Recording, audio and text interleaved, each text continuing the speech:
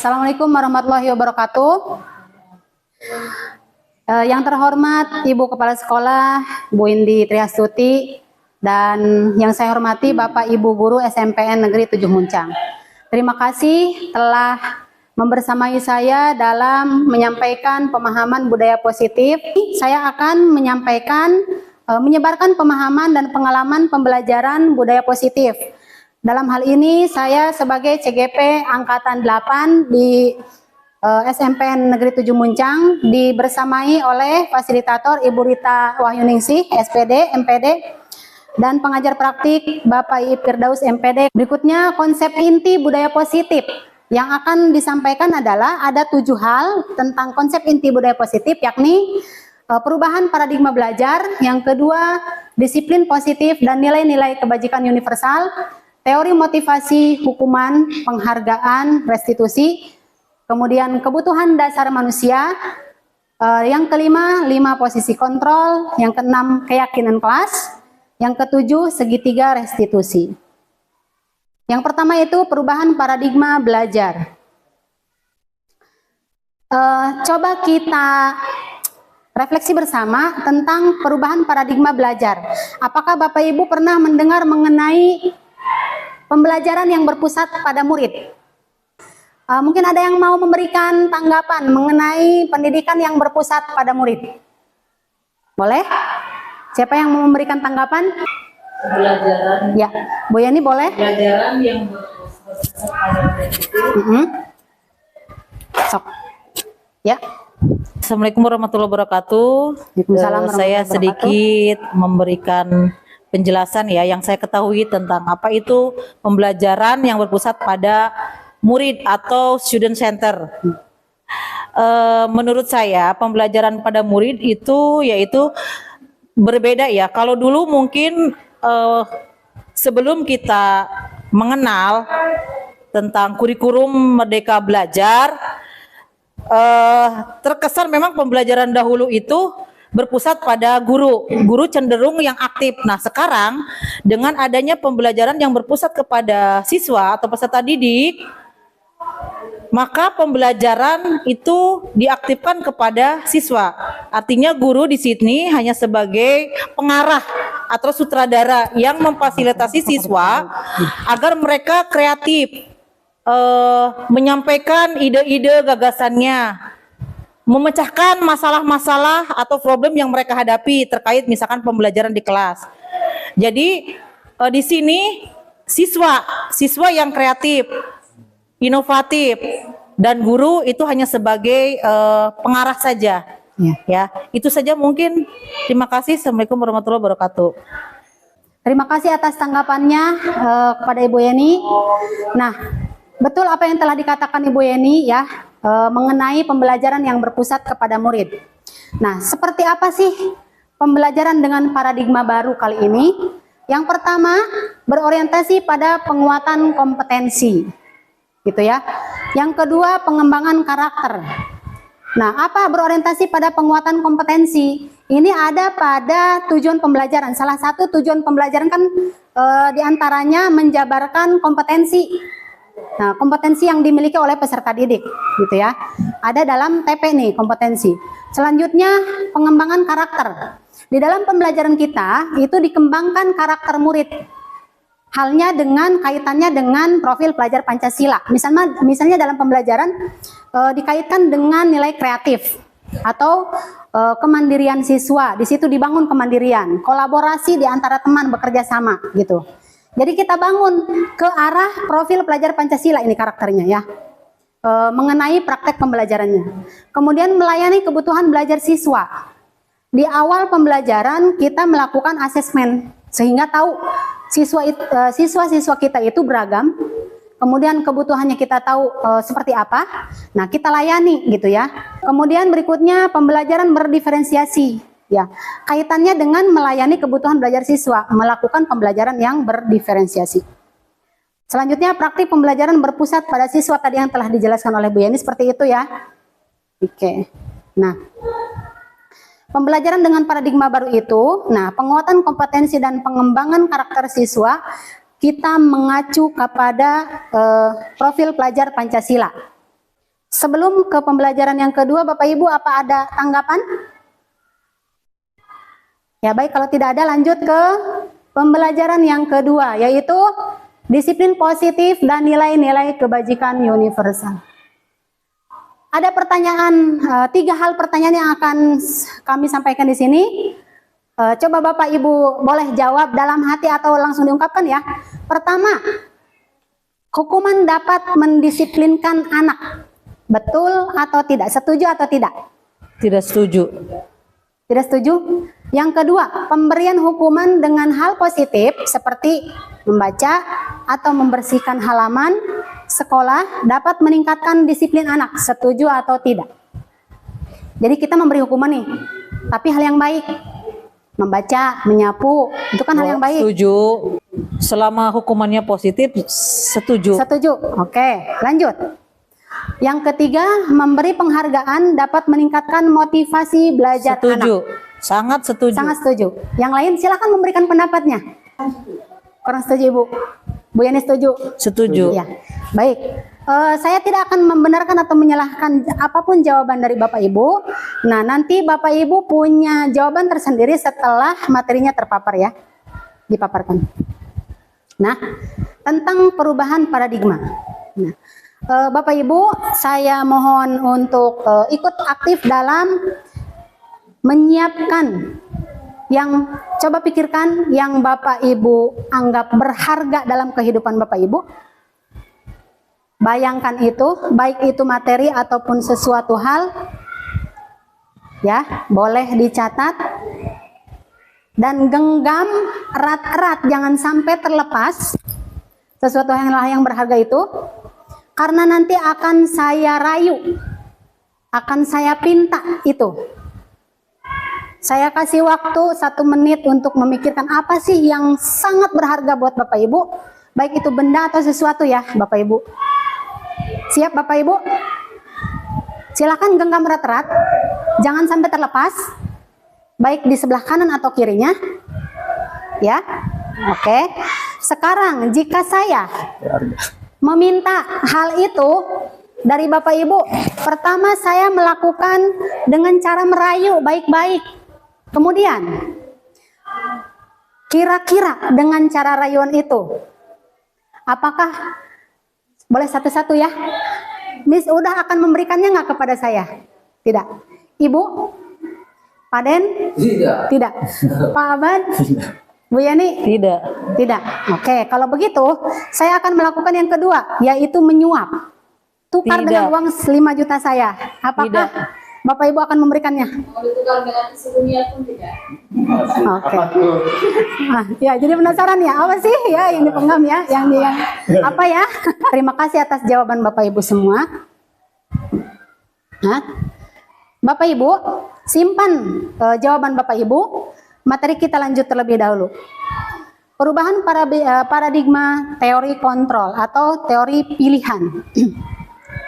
Nah, pertama, ilusi guru mengontrol murid. Ternyata guru mengontrol murid itu hanya sebuah ilusi.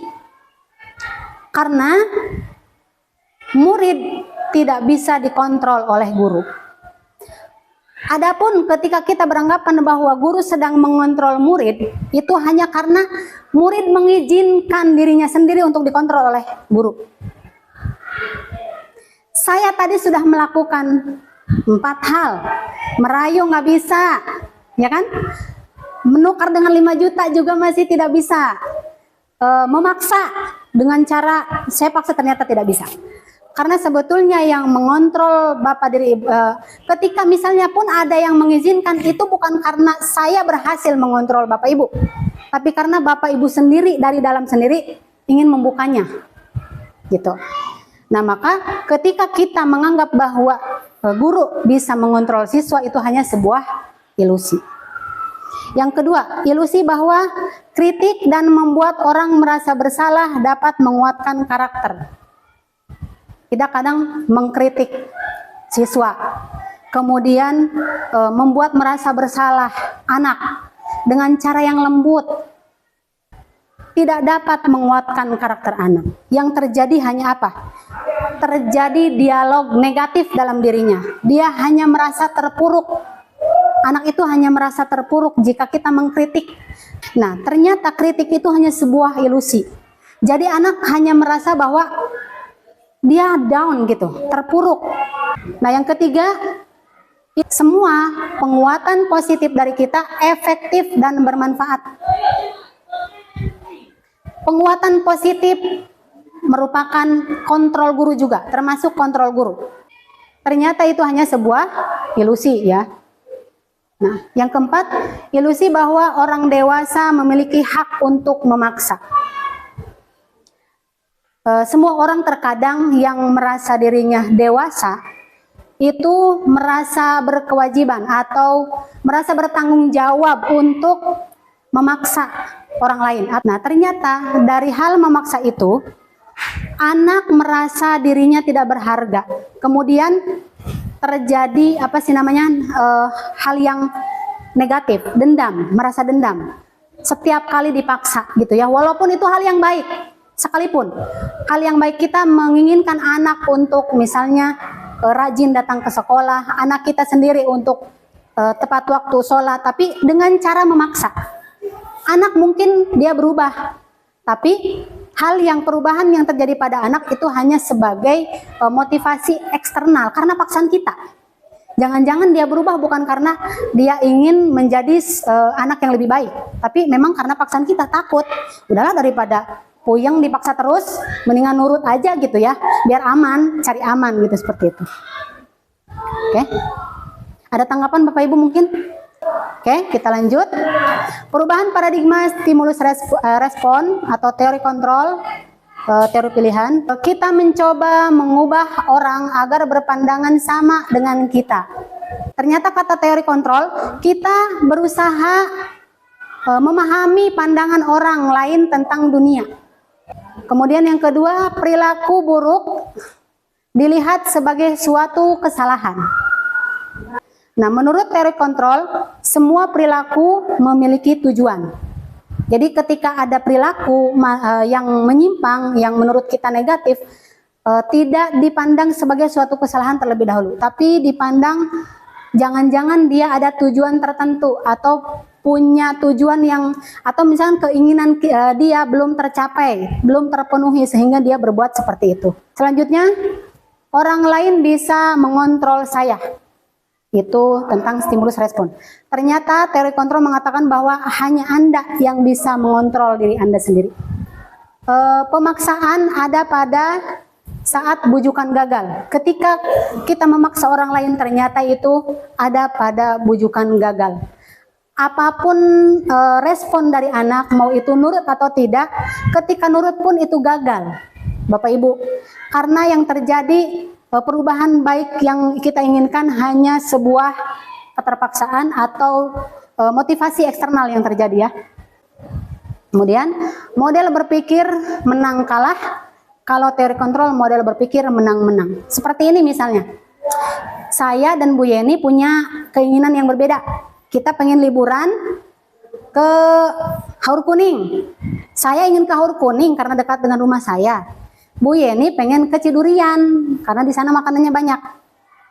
Nah, kalau model berpikir stimulus respon menang kalah, saya akan mempertahankan diri saya sendiri ke Cidurian. Kumaha carana saya mempengaruhi teman yang lain ke Haur Kuning ya, mohon maaf. Ke Haur Kuning. Dan ketika teman yang lain mengikuti apa yang saya inginkan, saya merasa menang dan Bu Yani kalah. Hore gitu ya. Ada kebanggaan tersendiri di situ. Tapi kalau berpikir menang-menang, stimulus respon ini, berpikirnya seperti ini. Dua-duanya menang. Dari Cidurian, habis kita makan, biar badan kita langsing lagi tuh, habis makan banyak, kita langsung ke Haur Kuning. Jadi dua-duanya menang. Nah, makna disiplin. Saya ingin minta pendapat lagi dari Bapak Ibu, apakah makna disiplin? Nah, apa yang terbayang dalam benak Anda mengenai makna disiplin? Dalam benak kita? Boleh? Satu kata dari taat, patuh, dari Ibu, kesadaran diri, dari Bu Yani. Mematuhi peraturan Mematuhi peraturan. yang sudah disepakati. Ya, sama ya. Tata tertib, teratur, kepatuhan kepada peraturan, hukuman. Sesuatu yang dilakukan seseorang pada orang lain untuk mendapatkan kepatuhan. Ini kecenderungan umum adalah menghubungkan kata disiplin dengan ketidaknyamanan. Coba anak-anak deh disiplin gitu ya. Dalam anak-anak udah, waduh, harus datang tepat waktu nih, harus taat nih. Seperti itu ya dalam anak-anak juga ya, dalam benak anak-anak. Ternyata Bapak Ibu, disiplin itu tidak sama dengan hal-hal di atas. Bukan tentang tata tertib, bukan tentang patuh dan taat kepada aturan gitu ya. Ternyata apa ya disiplin itu? Nah, ternyata disiplin berasal dari bahasa Latin disciplina, betul ya Miss? Disiplina yang artinya belajar. Disiplin itu belajar. Berasal dari akar kata yang sama dengan disiple ya. Oke. Atau murid atau pengikut. Mulai nggak Bapak Ibu? Apa sih disiplin itu ya? Selama ini saya juga sama menganggap bahwa disiplin itu harus patuh, taat, sama, seragam, kayak lagi upacara gitu. Nggak boleh ada yang geser-geser sedikit pun. Itu disiplin. Ternyata seperti itu. Nah ini. Disiplin diri juga mempelajari. Jadi anak tadi kan belajar ya. Mempelajari, anak itu mempelajari bagaimana cara mengontrol diri. Dan bagaimana menguasai diri. Ini tentang diri anak. Untuk memilih tindakan yang mengacu pada nilai-nilai yang kita hargai agar tercapai tujuan mulia yang diinginkan. Jadi anak bisa mengontrol diri, sadar akan nilai-nilai kebajikan. Makanya hal yang pertama yang dilakukan kita adalah kemarin membentuk keyakinan kelas agar anak kenal. Walaupun sudah tahu itu jujur, sudah pernah mengenal, tapi secara keseluruhan kita kenalkan apa sih nilai-nilai kebajikan. Kita biasakan, kita terapkan sehingga anak tahu bisa mengontrol diri, dia bisa memilih dirinya itu mau menjadi seperti apa gitu ya. Nah, kemudian yang kedua, seseorang yang memiliki disiplin diri berarti mereka bisa bertanggung jawab terhadap apa yang dilakukannya karena mereka mendasarkan tindakan mereka pada nilai-nilai kebajikan universal. Bukan karena kita perintah, bukan karena kita yang membuat tata tertib, karena kesadaran anak ingin menjadi seperti apa dirinya itu. Gitu ya. Nah, itulah disiplin. Ada yang mau menanggapi, Bapak Ibu? Atau bertanya? Mengenai situasi dimanapun sebetulnya kita sudah tahu ya. Di sekolah pasti ada tata tertib. Katanya untuk menerapkan disiplin. Ternyata disiplin itu kira-kira dengan makna seperti ini, apakah sebetulnya tata tertib itu kalaupun tidak ada, apakah akan terjadi disiplin atau terbentuk disiplin atau harus ada? Silakan tanggapan Bapak Ibu mengenai makna ini, karena disiplin itu merupakan sebetulnya kontrol diri, kesadaran diri anak untuk melakukan nilai-nilai kebajikan itu. Dia udah merasa bertanggung jawab. Saya ingin menjadi seperti apa, gitu. Ada? Ya boleh. Aturan itu harus ada ya. Ya. Ya, cek. Assalamualaikum warahmatullahi wabarakatuh. Waalaikumsalam warahmatullahi wabarakatuh. Bagi saya aturan-aturan itu harus tetap ada ya, dibuat karena anak-anak kita kan masih pada kecil ya. Masih belum tahu mana batasan-batasannya, mana yang boleh, mana yang tidak gitu. Jadi menurut saya ya, Ya. jadi harus tetap ada aturan itu. Ya, terima Itu kasih. Ada lagi, Miss? saja. Ada lagi dari Bapak Ibu? Terima kasih Miss atas tanggapannya. Ya. Boleh Ibu? Nah, ayo, Ibu. Tanggapan yang lain atau mau menambahkan atau apa saja? Ya, menurut saya ya Bu Ipat ya, Ya. semuanya itu berawal dari bagaimana anak-anak kita itu memahami benar apa itu nilai-nilai kebajikan ya. Berawal dari situ ya. Berawal dari situ. Jadi menjadi tugas guru untuk mengenalkan terlebih dahulu nilai-nilai kebajikan kepada anak-anak. Ketika anak-anak sudah paham, nanti kita bawa pada pembentukan keyakinan diri atau keyakinan kelas atau keyakinan sekolah. Iya.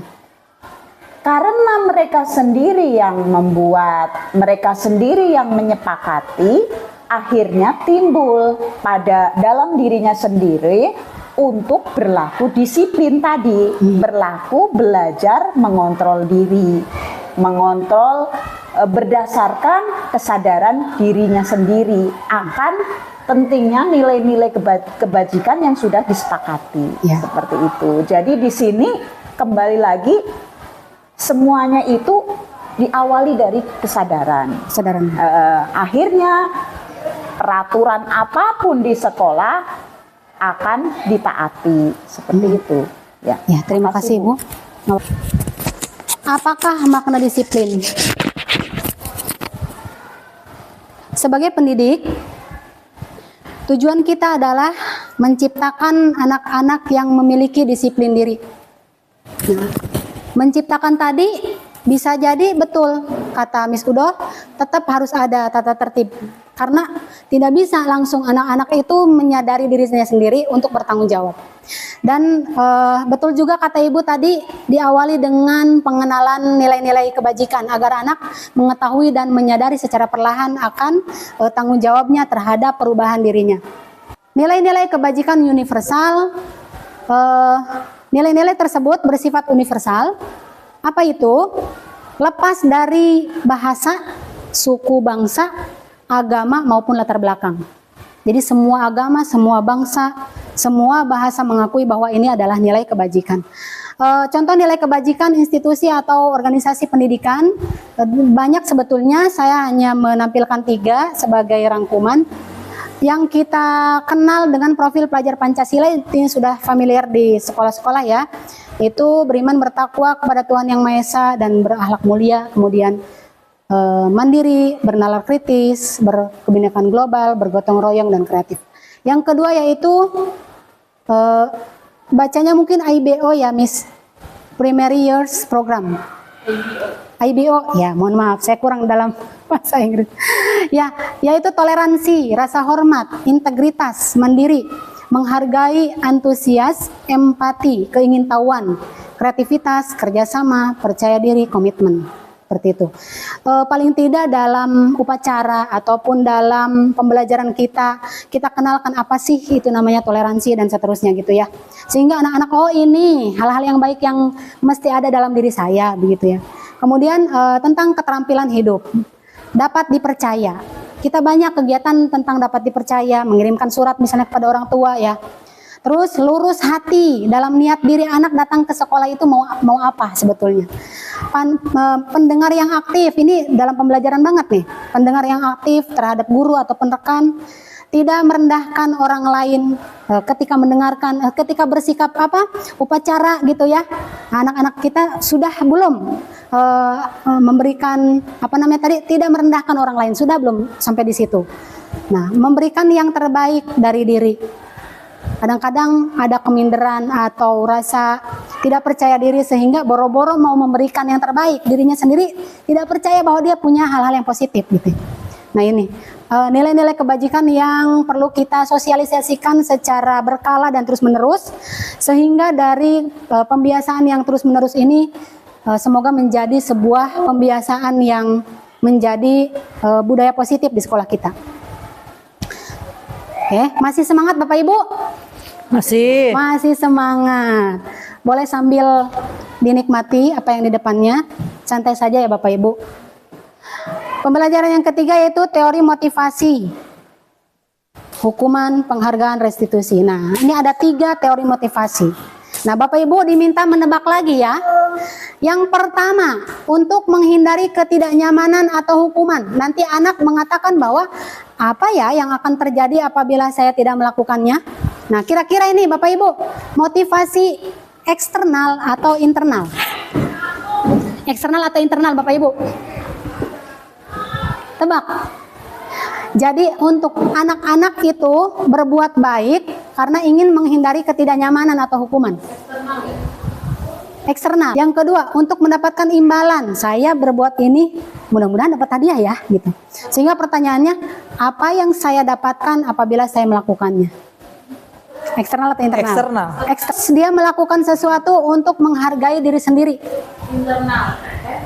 Internal atau eksternal? Dia karena ingin menghargai dirinya aja, bukan karena hadiah, hukuman atau penghargaan. Oke, baik Bapak Ibu, jawabannya adalah seperti ini. Nah, ya. Kita sebagai seorang guru berupaya menanamkan motivasi yang ketiga, yaitu untuk menjadi orang yang mereka inginkan dan menghargai diri sendiri dengan nilai-nilai yang mereka percaya. Sebagai guru, saat kita hadir mengajar tepat waktu misalnya, apakah motivasi yang mendasari diri kita? Atau apakah kita datang tepat waktu karena tidak ingin ditegur oleh atasan? Ya.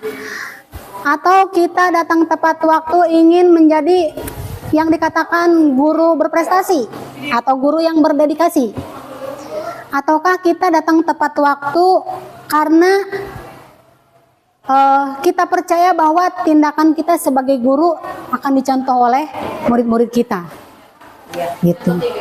Itu sebagai menghargai nilai-nilai diri sendiri. Nah, kira-kira manakah motivasi yang paling kuat mendasari tindakan kita? Yang pertama, kedua, ketiga, atau kombinasi dari ketiga-tiganya? Apabila nih Bapak Ibu, kita tanya terhadap diri sendiri ya, tidak perlu diungkapkan apa jawabannya. Bila di sekolah kita tidak ada peraturan, kemudian yang mengharuskan guru datang tepat waktu, tidak ada juga surat teguran dari kepala sekolah, atau kita mendapatkan kepala sekolah yang cuek misalnya, mohon maaf Ibu, bukan ke Ibu ya, ya. Malah kepala sekolahnya sering terlambat juga. Misalnya, apakah kita akan tetap datang tepat waktu untuk mengajar murid-murid kita? Coba, kira-kira jawaban kita menentukan posisi motivasi diri kita ada di nomor 1, 2, atau 3, gitu ya. Nah, masih refleksi diri. Menurut Anda dari ketiga jenis motivasi tadi, motivasi mana yang saat ini paling banyak mendasari murid-murid kita di SMP Negeri 7 Muncang? Apakah mereka berbuat baik itu karena takut dihukum sama kita?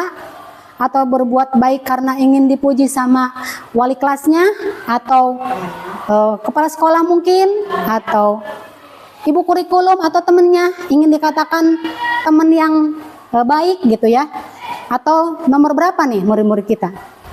Nah, yang kedua, strategi apa yang selama ini kita atau Anda terapkan untuk menanamkan disiplin positif pada murid kita? Strategi apa sih? Sudahkah kita menerapkan strategi itu? Yang ketiga, nilai-nilai kebajikan apa yang berusaha Anda tanamkan pada murid-murid Anda di kelas dan di sekolah? Ada tanggapan sebelumnya Bapak Ibu? Berikutnya adalah dihukum oleh penghargaan Bapak Ibu. Saat kita berulang kali menjanjikan hadiah kepada anak agar berperilaku bertanggung jawab, secara berulang kali ya, berulang kali. Nah, agar anak berperilaku bertanggung jawab atau kepada seorang murid agar mempelajari sesuatu yang baru. Nah, kita sebetulnya sedang berasumsi mereka tidak dapat melakukannya atau mereka tidak akan memilih untuk melakukannya. Sebetulnya penghargaan yang kita berikan kalau berulang kali ini akan berasumsi bahwa kita sendiri sedang berasumsi bahwa kalau tidak diberikan penghargaan maka anak tidak akan melakukan apa yang kita inginkan. Begitu. Masih dihukum oleh penghargaan. Penghargaan berlaku sama dengan hukuman Bapak Ibu. Ya. Dalam arti meminta atau membujuk seseorang melakukan sesuatu untuk memenuhi suatu tujuan tertentu dari orang yang meminta atau membujuk. Nah, dorongan eksternal dan akan ada faktor ketergantungan. Begitu. Ternyata kenapa dikatakan sama? Penghargaan maupun hukuman adalah cara-cara mengontrol perilaku seseorang. Anak melakukan hal baik, kita berikan penghargaan, ya kan? Anak melakukan hal yang tidak baik, kita berikan hukuman. itu penghargaan dan hukuman yang kita berikan itu sesuatu mengontrol perilaku seseorang dan itu bersifat eksternal, Bapak Ibu. Nah, menurut Cohen secara ideal tindakan belajar itu sendiri adalah penghargaan sesungguhnya. Jadi sebetulnya ketika anak melakukan pembelajaran atau sesuatu hal yang baik, itu adalah penghargaan tersendiri, itu adalah penghargaan itu sendiri. Tidak perlu kita memberikan penghargaan secara terus-menerus. Atau misalnya tidak perlu kita memberikan hukuman secara terus-menerus. Karena itu adalah motivasi eksternal gitu ya. Anak tidak akan menyadari perbuatan baiknya. Beberapa dampak dari pemberian penghargaan Bapak Ibu. Ketika kita memberikan penghargaan, menurut Alfie Cohen ya, pengaruh jangka pendek dan jangka panjang. Ketika kita memberikan penghargaan, Pak Denny misalnya, coba Pak Denny besok harus lebih rajin ya, datang ke sekolah, saya berikan penghargaan, langsung Pak Denny melakukan hal itu karena diberikan penghargaan. Ini pengaruh jangka pendek, membuat seseorang melakukan sesuatu langsung pada saat itu juga atau besoknya, tidak lama gitu ya. Kemudian pengaruh jangka panjang, apa jangka panjangnya? Pemberian penghargaan yang terus-menerus akan membuat orang ketagihan diberikan penghargaan. Oh, jika saya melakukan ini pasti dikasih penghargaan. Gitu. Maka pengaruhnya dia akan ketagihan, akan merasa bahwa ketika saya melakukan hal yang baik pasti akan diberikan penghargaan. Panjangnya itu bukan kesadaran sendiri melakukan hal yang baiknya karena memang sebuah penghargaan. Yang kedua, penghargaan itu menghukum. Ketika kita memberikan penghargaan kepada satu orang dan ada orang lain yang tidak diberikan penghargaan, maka perasaan orang yang tidak diberikan penghargaan itu merasa dihukum. Gitu. Selamat ya, misalnya. Itu ucapan atau langsung diberikan hadiah atau uang gitu ya, suatu benda atau uang. Maka orang yang tidak diberikan penghargaan, kalaupun dia tidak melakukan hal yang baik, akan merasa seperti apa dia gitu. Nah, ini penghargaan menghukum. Penghargaan mengurangi ketepatan. Pada suatu penelitian, seseorang diberikan gambar yang sama kanan dan kiri, ya, terjadi pada dua kelompok. Kelompok yang satu, coba kalian melakukan berikan tanggapan mana yang gambar yang sama dan mana yang gambar yang tidak. Satu kelompok ketika menjawab benar diberikan penghargaan dan satu kelompok hanya dikatakan betul. Nah, satu kelompok yang diberikan penghargaan lama-lama tidak tepat menjawab pertanyaan itu karena dia melakukan tes itu karena diberikan penghargaan tadi mengejar takut salah. Kemudian penghargaan merusak hubungan. Ketika kita memberikan penghargaan kepada anak-anak yang banyak, di situ ada hanya satu orang mendapat juara, misalkan juara 1, 2, 3. Anak-anak yang lain akan merasa bahwa dirinya bukan kawannya lagi. Akan merasa, oh saya mah bukan kelompok orang pinter gitu. Jadi ada gap ya, ada gap di situ, merusak hubungan.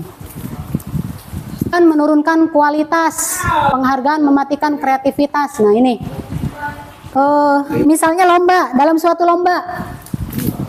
lomba menciptakan puisi tingkat nasional. Nah, hadiahnya 200.000, nasional 200.000, ya kan? Misalnya saya ikut lomba puisi, udah tahu hadiahnya 200.000, dan saya tahu peserta-pesertanya ini teman-teman saya juga. Maka ketika saya berusaha sangat bagus dan grade saya ada di 90, akan menang. Dan grade saya di 70 pun akan menang. Ngapain saya susah-susah berusaha membuat puisi yang sangat bagus, hadiahnya juga cuma 200.000. Di nilai 70 pun saya menang loh. Ngapain saya harus ke 90? Udah aja di 70. Saya tahu teman-teman saya kualitasnya 50, 60. Udah saya 70 aja gitu ya. Jadi karena hadiahnya cuma kecil 200.000, ngapain saya harus susah? Toh 70 pun saya tetap menang begitu. Penghargaan mengurangi motivasi intrinsik. Nah ini, Bapak Ibu, ketika anak kita yang misalnya mulai bisa belajar menulis atau mewarnai, ketika dia sukses membaca sesuatu, matanya berbinar-binar, senang. Bapak misalnya anak pada nih ya, yang masih kecil. Bapak gambar siapa? AA ya? Apa Babam? Bapak gambar Babam gimana? Bagus ya, Babam udah bisa nih. Dia itu sudah mendapatkan penghargaan itu, dia bisa seperti itu udah penghargaan. Nah kemudian karena Pak Denny senang anaknya ada peningkatan, Pak Denny kasih misalnya pistol-pistolan Pak. Nah, dengan kebahagiaan anak sudah bisa menggambar, kemudian Pak Denny kasih pistol, itu sebenarnya Pak Denny sudah mengurangi motivasi intrinsik. Dia bisa berhasil seperti itu saja sudah senang. Dimatikan sama Pak Denny dengan diberi hadiah. Oke? Awalnya si anak itu tidak berharap pistol, dia hanya berharap bagus misalnya saat itu, atau hanya ekspresi senang juga dari bapaknya, dikasih pistol. Lain kali anak Pak Denny melakukan itu, dia karena ingin dikasih mainan yang lain. Nah makanya penghargaan mengurangi motivasi intrinsik gitu. Oke. Lalu kalau seperti demikian yang tadi, apa dong yang kita lakukan? Program kebajikan atau apresiasi apa? Kalau tadi kayaknya serba salah ya. Anak nggak boleh dihukum, ya kan? Anak punya prestasi nggak boleh dikasih penghargaan karena tadi itu penghargaan mematikan kreativitas dan sebagainya. Lalu apa program kebajikan atau apresiasi? Dalam memberikan apresiasi atau pengakuan perlu diingat beberapa hal. 1. Beri pengakuan secara khusus.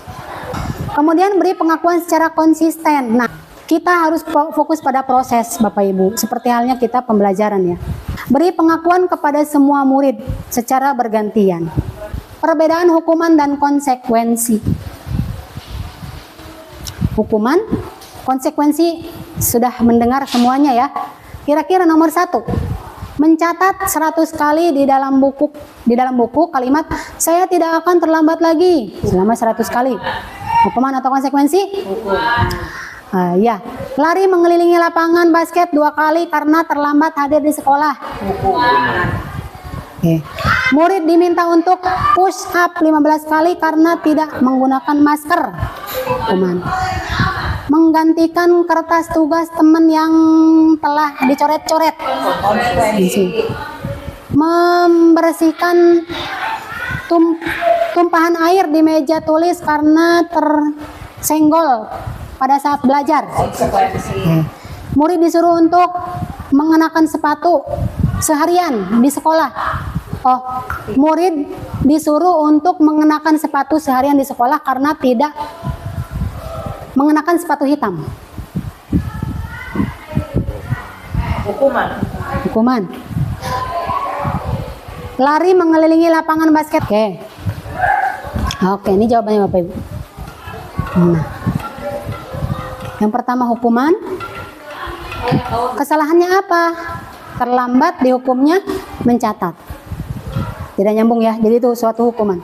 Kemudian mengelilingi lapangan 2 kali. Kesalahannya terlambat, tapi disuruh mengelilingi lapangan 2 kali. Push up karena tidak memakai masker.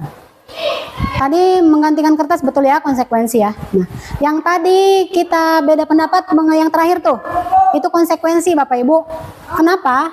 Karena nyambung. Ketika pelajaran PJOK memang lari-lari, hukumannya lari. Kalau hukuman lari ketika terlambat nggak nyambung. Dia terlambat kok dihukumnya lari-lari gitu ya.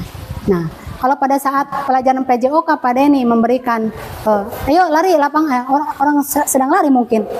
Sebelum main bola juga lari-lari, walaupun tidak terlambat teman yang lain juga lari ya. Jadi ini konsekuensi. Oke. Cara menanamkan disiplin pada murid dengan cara salah satunya adalah restitusi.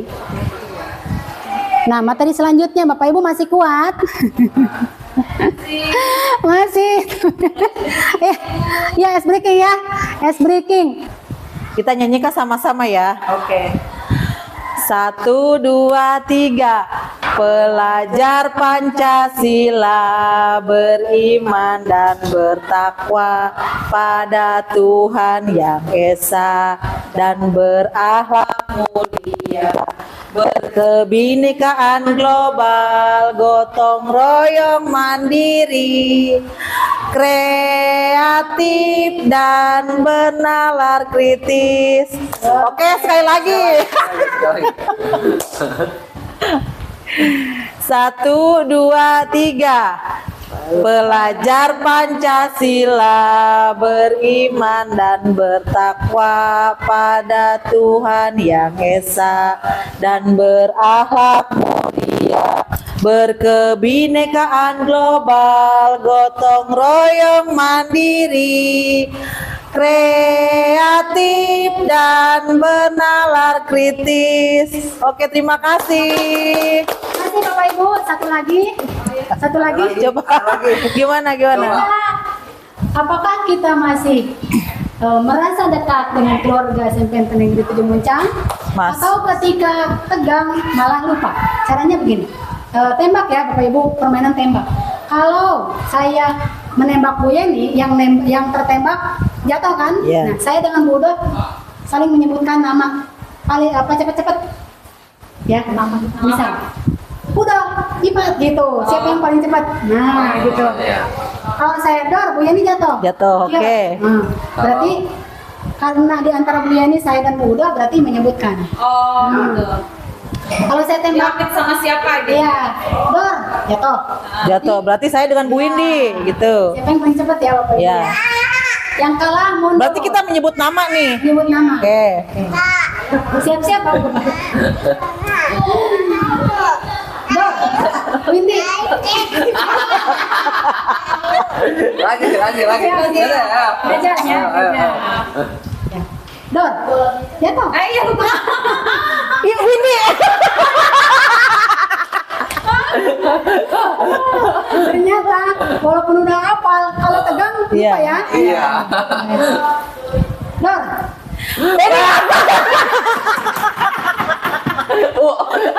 Jadi ini harus konsentrasi. Arek kipat.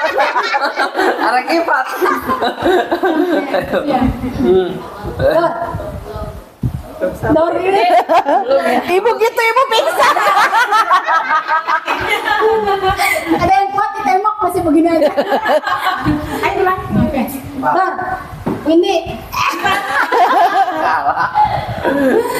Ibu yang kalah mundur, maaf Bu. Yo, sini Pak Den. Ya, siapa ya? Harusnya yang nembak yang lain berarti. Iya, yang nembak. Ibu yang nembak deh, ibu yang nembak. Oh ya, saya nembak Iya. ya. Nembak.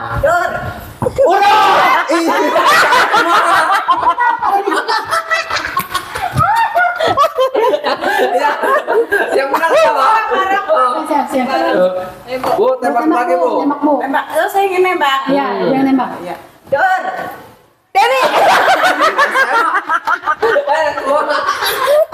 Kaget beneran, kaget ya. Kaget. Orang tinggal doang ya. Kaget. Bertiga. Berarti Iya, tinggal bertiga. Nembak aja yang nembak. Enggak. Terus sisa dua gimana? udah berdua. Udah berarti. Udah. Dan kita pemenangnya, winner. Kaget lu ya. Restitusi adalah proses menciptakan kondisi bagi murid untuk memperbaiki kesalahan mereka. Sehingga mereka bisa kembali pada kelompok mereka dengan karakter yang lebih kuat. Restitusi juga merupakan proses kolaboratif yang mengajarkan murid untuk mencari solusi masalah mereka dan membantu murid berpikir tentang orang seperti apa yang mereka inginkan menjadi tujuan mulia. Nah, selanjutnya adalah pembelajaran yang keempat, keyakinan kelas. Hal ini sudah dilakukan di sini di kita. Pembentukan keyakinan kelas 7, 8, dan 9 kemarin pada hari Jumat. Nah, tahapan pembuatan nilai kebajikan seperti yang telah kami lakukan kemarin. Pertama itu membuat peraturan.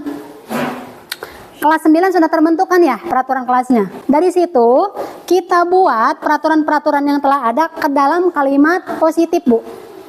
Dari kalimat positif, Miss, yang sudah ada di sekolah kita. Apa sih nilai kebajikannya? Misalnya kita punya nih keyakinan peraturan kelasnya. Selalu kembalikan buku ke tempatnya. Kita tulis tanggung jawab, gitu ya. Terus dilarang mengganggu orang lain, berarti menghormati orang lain. Nah, yang kita pakai ini yang kanan nanti. Yang sebelah kanan. Jadi nilai-nilai apa peraturan-peraturan kelas yang sudah berbentuk kalimat positif kita pasangkan dengan nilai kebajikannya. Setelah itu yang kita pakai untuk keyakinan kelas adalah nilai-nilai kebajikannya gitu. Baik Bapak Ibu, materi selanjutnya yaitu kebutuhan dasar manusia yang melandasi seseorang berbuat sesuatu. Yang pertama yaitu kebutuhan tentang kasih sayang dan rasa diterima. Yang kedua tentang kesenangan. Selanjutnya kebutuhan kebebasan. Kemudian tentang penguasaan. Nah, setelah ini adalah 5 posisi kontrol. Nah, ada 5 posisi kontrol Bapak Ibu di sini dalam menangani masalah. Yang pertama, posisi kontrol guru terhadap penanganan masalah ada di posisi penghukum. Yang kedua, pembuat rasa bersalah. Yang ketiga, teman. Keempat, pemantau. Yang kelima, manajer. Nah, untuk lebih jelasnya bisa kita lihat video berikut ya Bapak Ibu. Mari kita saksikan kasus Naren yang terlambat hadir 20 menit di sekolah dan melihat bagaimana kelima posisi kontrol dalam menghadapi masalah tersebut. Selamat pagi, Bu. Selalu terlambat. Kamu deh, pasti terlambat. Maaf, Bu. Saya Apa? Apa coba? Alasan kamu apa lagi? Kapan sih kamu tidak terlambat? Malas sekali ya kamu jadi anak. saya Dasar pemalas. Gak kapok-kapok sih kamu. Sudah berapa kali terlambat? Sana, kamu keliling lapangan basket 2 kali. Kenapa saya harus keliling lapangan basket, Bu? Kenapa? Kamu melawan ibu. Berani-beraninya jawab. Sudah terlambat, masih berani jawab pula. Sekarang, keliling lapangan basket 5 kali sekalian. Biar kapok. Cepat. Pergi sana ke lapangan basket. Posisi penghukum biasanya berbicara dengan nada tinggi, menghardik, menunjuk-nunjuk, menyakiti, dan menyindir. Hukuman bisa berupa fisik maupun psikis. Ibu dan bapak guru hebat. Dampak yang terjadi pada murid ketika guru berada pada posisi penghukum adalah murid cenderung akan memberontak, bahkan menyimpan dendam. Naren!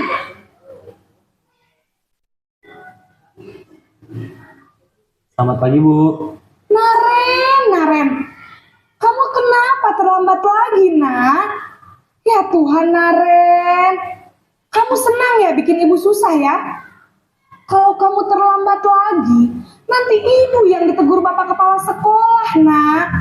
Disangka ibu tidak bisa membina kamu. Duh, gimana ini? Maaf, Bu. Duh, Gusti Naren. Kamu suka ya kalau ibu ditegur bapak kepala sekolah? Terus, sekarang ibu harus tulis apa ini di buku absen? Ini kamu sudah sering terlambat loh. Ibu harus apa coba? Maaf, Bu. Maaf sekali. Ya sudah, lain kali jangan bikin ibu susah lagi ya nak ya. Ibu tidak akan kuat lagi kalau kamu begini terus. Bisa jantungan kalau ibu ditegur bapak kepala sekolah. Sana cepat kelas. Maaf ya, Bu. Maaf sekali. Posisi pembuat rasa bersalah berbicara dengan nada tenang, cenderung lembut. Namun kata-kata yang diutarakan membuat murid merasa menjadi orang yang gagal, memandang buruk dirinya sendiri, merasa tidak berharga, dan tidak sanggup membahagiakan orang lain. Ketika guru mengambil posisi pembuat rasa bersalah, murid akan menganggap dirinya yang bersalah dan ia akan menyimpan emosi negatif tersebut di dalam dirinya. Naren!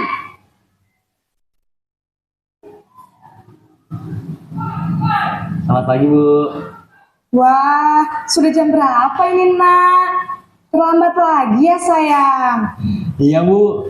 Habis ibu saya lupa bangunkan saya, Bu. Kamu malah menyalahkan ibu kamu.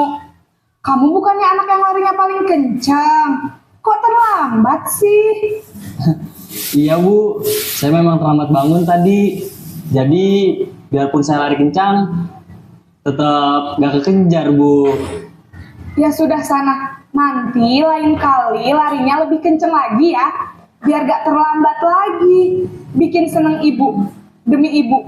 Bisa kan? Bisa lah Bu. Ya sudah sana masuk kelas, ibu beresin urusan absen kamu. Kamu ini ada-ada saja. Dalam posisi teman, guru berbicara dengan nada suara ramah, akrab, cenderung bersenda gurau untuk menjaga suasana tetap santai. Murid akan merasa senang, aman, dan akrab dengan guru. Identitas yang tercipta adalah identitas sukses atau berhasil. Namun, perlu diingat, karena ini masih dorongan eksternal, maka ada faktor ketergantungan dari murid kepada orang tertentu. Di sini, guru absennya, sehingga di lain waktu, murid bisa berperilaku baik, namun hanya kepada orang-orang tertentu saja. Selamat pagi Bu. Naren, apa peraturan sekolah kita tentang jam berapa kita harus masuk sekolah, nak? Kita harus di sekolah jam 7 Bu. Iya betul, sekarang sudah jam 7.20. Naren sudah tahu konsekuensinya jika terlambat hadir. Paham Bu, saya harus tinggal kelas pas jam istirahat selama 20 menit. Iya benar, konsekuensinya demikian. Jadi nanti jam 9.30 pas istirahat, kamu harus tinggal di kelas, kerjakan tugas tambahan untuk ketertinggalan kamu, ya. Baik Bu. Posisi pemantau mengandalkan penghitungan atau data untuk mengontrol murid. Guru mengarahkan murid berdasarkan peraturan dan konsekuensi. Seorang pemantau menunjukkan bahasa tubuh dan ekspresi wajah yang datar dan cenderung formal. Selamat pagi Bu. Selamat pagi, Naren. Maaf Bu, saya terlambat. Iya, sekolah masuknya jam 7, sekarang sudah jam 7.20. Jadi sekarang bagaimana ini, Naren? Maaf Bu, saya lupa setel alarm saya semalam. Baiklah, menurut kamu, keyakinan sekolah yang mana yang perlu kamu tingkatkan? Menghargai diri sendiri dan orang lain mungkin ya Bu. Setuju. Jadi, apakah Naren meyakini prinsip saling menghormati tersebut? Iya Bu, saya meyakininya. Apakah Naren bersedia memperbaiki masalah keterlambatan ini? Bersedia Bu. Bagaimana kamu akan perbaiki masalah keterlambatan ini? Saya akan coba untuk tidak lupa menyetel alarm saya Bu. Baik, kalau Naren lupa menyetel alarm di rumah, ada orang yang kira-kira bisa bantu mengingatkan tidak? Ada Bu, kakak saya, Kak Emma. Ada lagi selain Kak Emma? Selain Kak Emma, ada ibu saya. Baik, jadi yang mengingatkan Naren adalah Kak Emma dan ibu kamu ya? Kira-kira akan mulai setel alarm kapan nih, Naren? Setelah pulang sekolah, akan segera saya lakukan.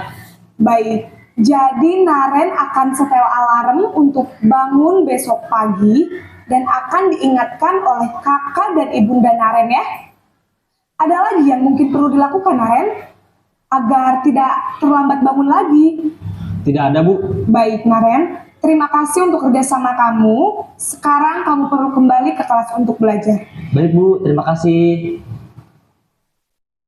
Posisi manajer adalah posisi kontrol yang disarankan untuk membimbing murid memiliki sikap disiplin yang positif, yaitu murid yang mandiri, bertanggung jawab, dan dapat memecahkan masalah. Tujuan dari posisi ini adalah agar murid dapat berefleksi atas tindakannya. Guru akan dengan tulus memberikan pertanyaan-pertanyaan bermakna, sehingga membuat murid dapat belajar dari kesalahannya dan mencari sebuah solusi untuk menyelesaikannya. Ibu dan Bapak guru hebat, setelah mengamati adegan kelima posisi kontrol tadi, kira-kira posisi mana yang paling ideal? Posisi mana yang dapat menunjang motivasi intrinsik murid? Ya, tentu posisi manajer. Posisi ini memang posisi ideal yang ingin dituju setiap pendidik. Pada posisi inilah, guru dapat menerapkan disiplin positif yang berpihak pada murid, yang memerdekakan murid. Perjalanan seorang pendidik tentunya tidak mudah untuk sampai pada posisi seorang manajer. Namun, tujuan kita pasti, yaitu menciptakan murid-murid yang mandiri, merdeka, dan bertanggung jawab. Berikutnya Bapak Ibu adalah segitiga restitusi. Segitiga restitusi ini ada 3 tahapan yang dilakukan guru dalam menyelesaikan masalah, yaitu menstabilkan identitas, validasi tindakan yang salah, dan menanyakan keyakinan. Untuk lebih jelasnya kita tonton lagi tentang video segitiga restitusi. Siang Sarah. Iya Pak. Sudah lama nggak ketemu Sarah. Kenapa hari ini ada di sini? Kesel Pak, kesel banget. Masa aku dikatain tukang fitnah Pak? Ya aku marah lah. Aku udah dikatain Eka di depan kelas. Kesel banget. Oh begitu. Ya pasti kamu marah dan kesal. Bapak juga akan marah apabila ada yang menuduh Bapak seperti itu. Kemudian pada saat itu kamu mau melakukan apa? Ya saya harus ngatain Eka lah Pak. Kesel banget. Saya bentak-bentak dia depan teman-teman lain. Oh begitu. Pasti kamu melakukan seperti itu karena suatu alasan tertentu, bukan? Iyalah, masa saya diam saja Pak? Ya saya bela diri lah. Masa saya dituduh tukang fitnah? Ya wajarlah. Mempertahankan harga diri itu sesuatu yang penting buat kamu. Untung kamu tidak bertindak lebih gegabah lagi. Hanya membentak-bentak. Iya Pak. Untung saya masih bersabar dan hanya membentak saja. Udah gemes padahal. Saya pasti bela diri lah. Ya pasti ya. Tapi kamu memilih untuk tetap bertahan dan bersabar. Kamu memilih untuk tidak berbuat lebih parah lagi, bukan? Iya. Nah, sekarang coba kita lihat lagi tindakan kamu yang bentak-bentak Eka di kelas. Tindakan kamu itu kira-kira sesuai dengan keyakinan kelas atau prinsip kamu tidak? Enggak lah Pak. Capek Pak jadi kemarah. Jadi keyakinan atau prinsip mana yang kurang sesuai dengan keinginan kamu? Ya, saya sebenarnya sangat menghargai orang lain. Mungkin saat itu saya menjadi emosi, jadi tidak menunjukkan sikap itu. Kamu meyakini tidak? Menghargai orang lain itu penting buat kamu. Yakinlah Pak. Iya, setuju. Kita harus saling menghargai.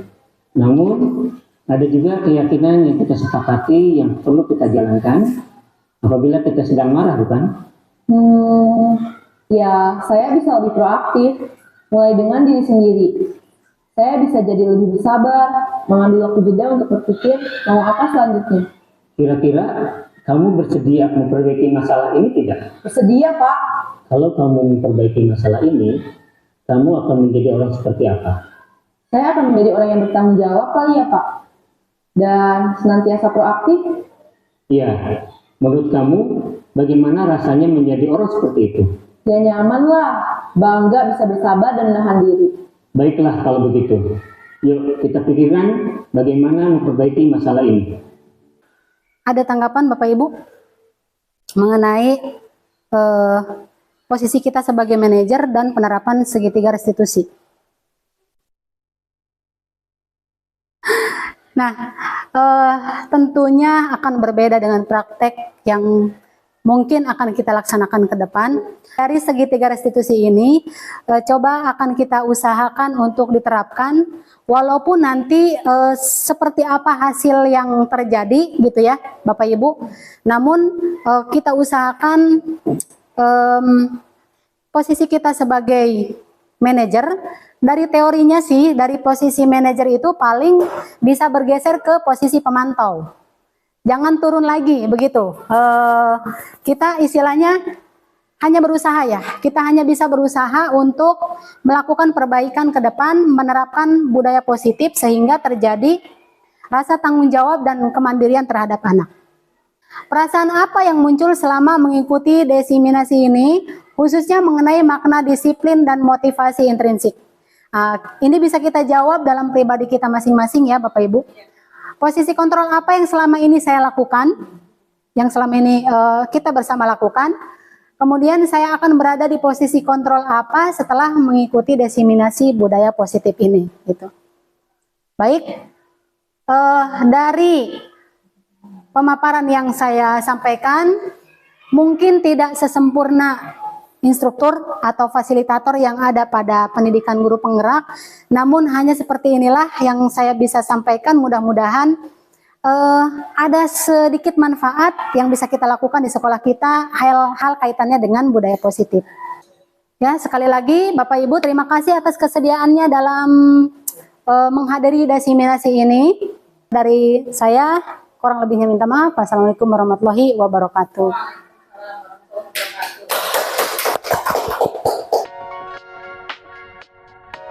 Setelah saya memaparkan budaya positif tadi, bagaimana tanggapan Ibu mengenai hal tersebut? Ya. Pemaparan Ibu Ifat yang tadi mengenai budaya sekolah itu, budaya positif untuk sekolah itu sangat bagus sekali ya Bu ya. Ini sebagai bahan sharing kepada guru-guru untuk berbagi, terutama khususnya berbagi praktik baik yang sudah Ibu lakukan selama di dalam pendidikan CGP ini ya, di sekolah, dalam penerapan budaya positif. Ini menjadi sebuah inspirasi atau motivasi yang bagus ya buat guru-guru untuk menerapkan pula dalam pembelajaran mereka atau mungkin dalam kegiatan sehari-hari di sekolah seperti itu. Ya, terima kasih Ibu atas tanggapannya. Mudah-mudahan bisa diterapkan di sekolah kita dan terjalin kerjasama antara kepala sekolah, guru, dan semua anak. Nah, mudah-mudahan dengan adanya saya sebagai guru penggerak angkatan 8 bisa membawa perubahan yang positif pula terhadap sekolah kita ke depan. Ada lagi Bu? Ya. Jadi yang terpenting dalam penerapan budaya positif ini ya Bu Ipat, yang perlu harus digarisbawahi untuk semuanya, kita itu perlu komitmen kuat di dalam pelaksanaan atau penerapan budaya positif, sehingga nanti dari komitmen tersebut kita juga perlu kolaborasi dari seluruh stakeholder sekolah, betul Ibu, untuk mewujudkan tujuan dari budaya positif supaya tercapai ya, seperti itu. Ya. Terima kasih Bu atas Tetap semangat ya Bu Ipat. Semangat, doakan saya Bu biar bisa selesai. Semoga selalu sehat. Amin. Dan kegiatan pendidikan CGP ini bisa terlaksana dengan lancar, tiada hambatan apapun. Amin. Terima kasih Bu. Setelah saya memaparkan tentang budaya positif tadi, Bu Yen, bagaimana tanggapan Bu Yeni terkait budaya positif yang saya paparkan dan penerapannya di sekolah kita? Ya baik Bu Ipat, menurut saya ya tanggapan saya tentang budaya positif setelah saya tadi mendengarkan pemaparan yang disampaikan oleh Bu Ipat, menurut saya penerapan budaya positif di sekolah itu ternyata sangat banyak sekali manfaatnya dan mungkin perlu didukung sekali oleh semua pihak sekolah ya. Tidak terkecuali baik oleh itu kepala sekolah, guru-guru ataupun oleh siswa sendiri Karena menurut saya program budaya positif ini tidak hanya sekedar program, namun implikasinya ternyata sangat luas ya. Itu untuk ke murid, ke guru betul. Terhadap pembelajaran. Bahkan terhadap pembelajaran di kelas. Budaya positif ini sangat memberikan efek positif sekali karena di sini peserta didik ya juga dapat memahami apa itu disiplin, termasuk saya juga sebagai guru, saya juga setelah mendapat penjelasan dari Bu Ipat, pengetahuan saya juga terbuka tentang budaya positif, bagaimana memperlakukan anak gitu ya, bagaimana disiplin itu bisa diterapkan sehingga itu menjadi keyakinan untuk kita sebagai warga sekolah. Ya pokoknya sukses selalu Bu Ipat. Saya sangat berterima kasih sekali. Ini juga wawasan untuk saya, penambahan ilmu. Semoga Bu Ipat kesananya lebih sukses, maju, guru penggerak, jaya lah. Ya, amin. Kita maju bersama, perlu dukungan dari semua pihak. Karena tidak bisa berjalan sendiri sehebat-hebatnya seseorang gitu. Terima kasih atas dukungan semuanya. Pokoknya kita maju bersama. Mulai dari sekarang. Amin. Terima kasih.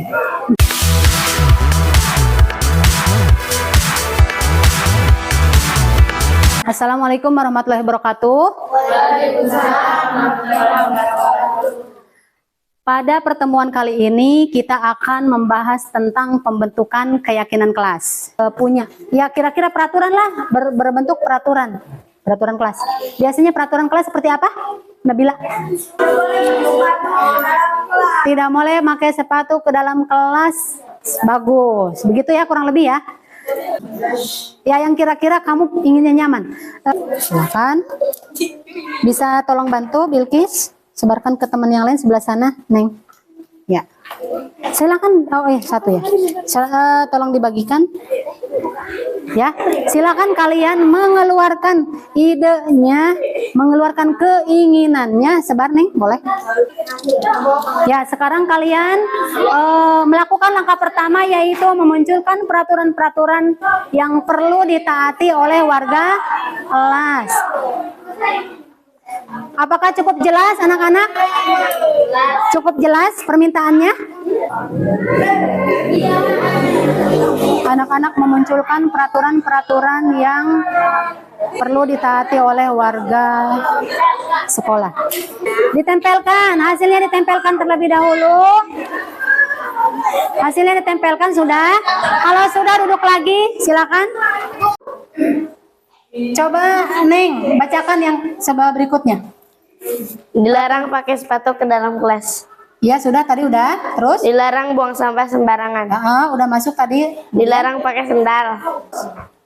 Dilarang main bola di kelas. Belajar dengan baik.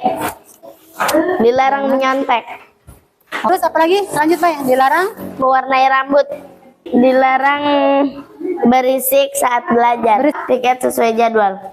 Telah terangkum 22 peraturan kelas yang telah kita sepakati ya. Bukan, ini adalah ide-ide dari kalian ya. Keinginan kalian bagaimana kelas itu bisa nyaman, aman, dan pokoknya menyenangkan gitu ya di dalam kelas. Kita akan merubah peraturan-peraturan yang telah kita buat. Ini kan banyak yang kalimat negatif ya, dilarang-dilarang ya. Kita rubah peraturan menjadi kalimat positif seperti yang nomor 1 tuh, tidak boleh jahil kepada teman. Kalimat positifnya bersikap baik kepada teman. Kemudian dilarang merokok di sekolah, kawasan bebas asap. Terus ya, coba nomor-nomor yang bawah silakan masih pemikirannya untuk dirubah ke dalam kalimat positif. Nomor 3, dilarang memakai sepatu ke dalam kelas. Kalimat positifnya ke dalam kelas tanpa alas kaki. Nomor 4, dilarang membuang sampah sembarangan. Buanglah sampah pada Iya, buanglah. Bagus ya. Dari peraturan yang bersifat positif, kita pasangkan dengan nilai kebajikan yang ada. Gitu ya. Nah, ini bersikap baik kepada teman, namanya toleransi. Ya, sudah kita buat tadi. Kawasan bebas asap rokok, saling menghormati. Ya, ke dalam kelas tanpa alas kaki, berarti namanya saling menghargai. Buanglah sampah pada tempatnya, menghargai. Kebersihan. Pulang dan datang sekolah sesuai jadwal, menghargai. Patuh kepada guru, menghormati. Semua siswa bersikap baik saat guru menjelaskan, menghargai. Taat peraturan sekolah, tanggung jawab. Ada 8 keyakinan kelas yang telah kita buat. Dari 8 ini, apakah kalian siap? Nah, kan kalian sendiri tadi yang membuat ya. Nah, kita siap melaksanakan 8 keyakinan kelas ini. Siap? Ibu tanya sekali lagi. Sepakat untuk melaksanakannya? Nah, berarti selama 1 tahun ke depan, ya, kita akan saling menghormati, toleransi, saling menghargai, kebersihan, menjaga kebersihan, ya enggak? Tanggung jawab, peduli, persahabatan, dan berpenampilan rapi. Ya, Ibu ucapkan terima kasih atas kesepakatan atau keyakinan kelas yang sudah kita buat.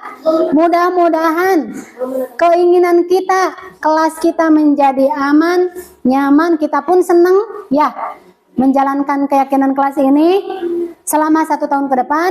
Maka pertanda kita sama-sama menyetujuinya, tepuk tangan 3 kali. Iya.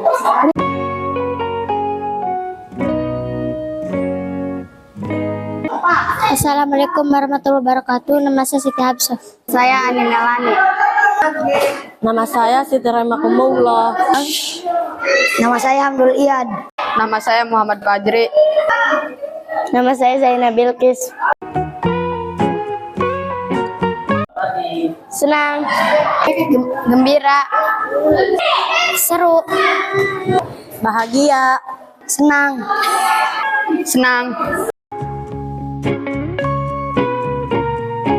penting,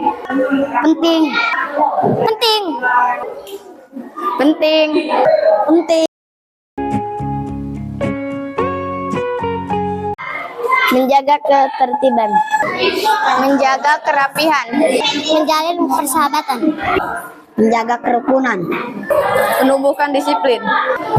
membuat saya rajin ke sekolah,